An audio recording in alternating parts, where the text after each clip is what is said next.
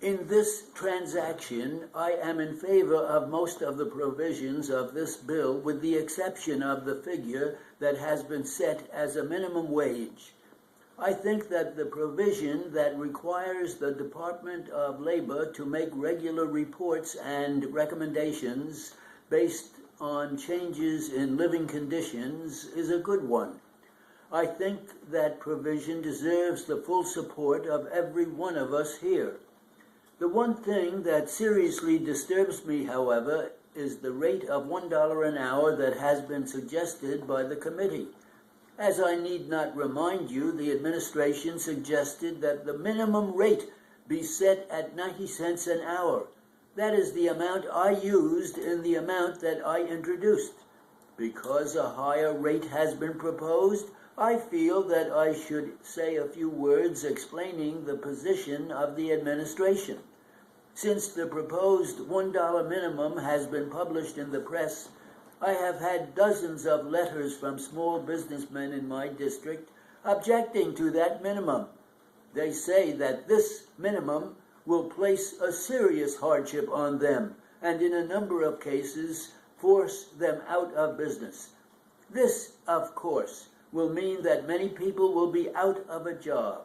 It is difficult for me to dispute the claim of these small businessmen. They have an extremely good case. I am sure that this proposed increase in the rate also disturbs many small businessmen in your districts as well as mine. This provision will probably affect most seriously those employers who have perhaps 100 persons or less on their payrolls. I have not considered the possibility of suggesting that small businessmen be exempt from the provisions of this bill, for I do not believe that exemption should be made because of size or for any other reason. I feel everyone should be treated alike. I do feel, however, that if we do vote this $1 minimum, we should consider carefully what the results of our action may be.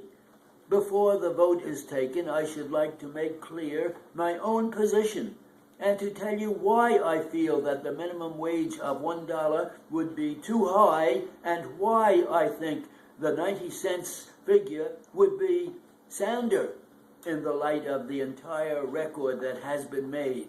At the outset, I should like to point out that there is evidently a great deal of misunderstanding about the nature and purpose of the minimum wage law. The minimum wage law should not be a means by which we create inflation. It is the policy of the administration to stabilize the value of our dollar and to encourage a sound and healthy growth of our economy. This law does not attempt to regulate the entire wage standard of our country. The minimum wage law simply sets a floor for wages for certain types of employment. It is not the purpose of the law to influence the growth of certain types of industry or to encourage the development of various regions of our country. However, the operations of this law do affect, to some extent, the movement of industry. In this way, it controls a too sudden movement of industry from one section of the country to another. I think there is no question, of course, that all of us are in favor of some kind of minimum wage. We know that when it is properly applied, it has a wholesale effect on our entire economy. The basic idea underlying the maximum or minimum wage is a simple one. If a certain type of job cannot pay the minimum wage that Congress decides is suitable considering our present economic conditions, then that job is not worth doing. If the job can support that minimum wage but is not doing so, we should encourage improvement. The real question of the extent to which the minimum wage can be raised must be decided by the effect it will have on low-average industry.